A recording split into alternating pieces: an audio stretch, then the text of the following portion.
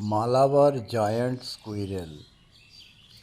একটু এদের থাকার জায়গা এবং পরিবেশটা দেখা যাক।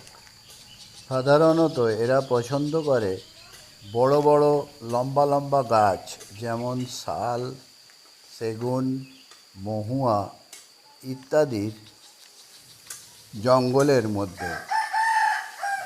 এরা সাধারণত খুব শান্তিপ্রিয় এবং লাজুক প্রকৃতির হয়। যেখানে খুব সাইলেন্ট পরিবেশ পায়, সেখানেই এদের চারণক্ষেত্র গড়ে ওঠে।